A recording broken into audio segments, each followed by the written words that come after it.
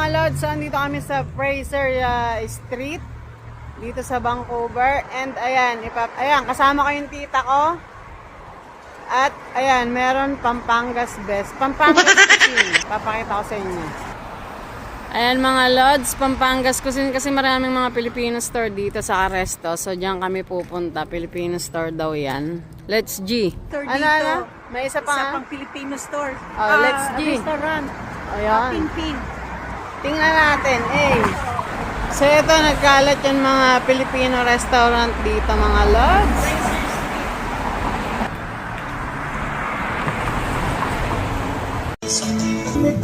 Ay, ito pala. So bibili tayo.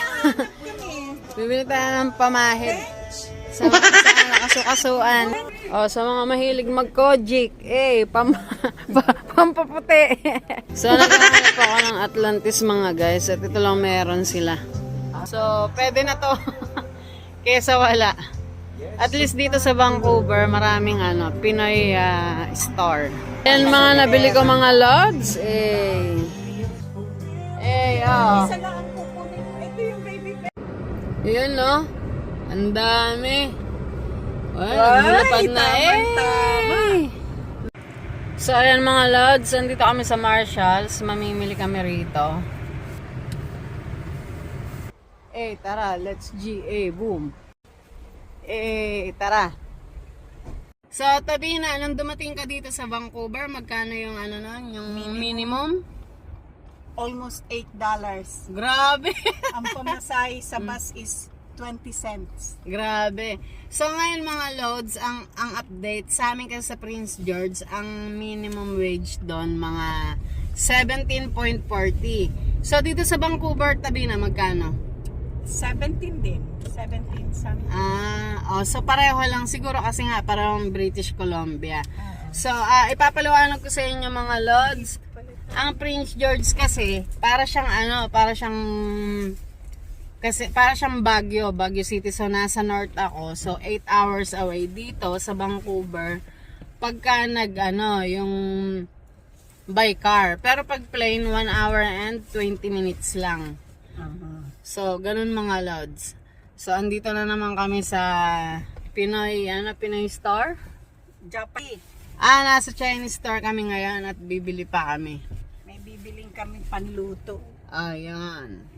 At luluto-luto na naman kayo mamaya. Tao, halimbawa ito. Kasi tsaka yung Sa mga lads, kwentuhan kami ng tita ko. Sige, kanta ka lang tabi na. Tapos, Habang naglilibot sa Vancouver.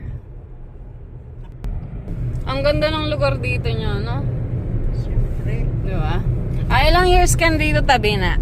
20 plus, 23, 24. Grabe. Ganon ka na katagal na nagkakamal na sa labi dito sa Canada. Nagpakahirap muna ako ng gusto. Yun. Kasi walang a piece of cake, di ba? Then, nakuha mo na kagad yung family mo nun. After 5 years, after 4 years. Oh, Almost 5 years. grabe. Ang tagal na rin pala nilabean. So, anong year ka dumating dito? 2003, Grabe. June. Grabe, ang tagal na. 2025 na ngayon. Yan. So, mga lods, isa yung tita ko na matyaga dito na nag-work sa Vancouver. At successful naman. So, ngayon tabi na ng work mo? Nurse po ako. Yun.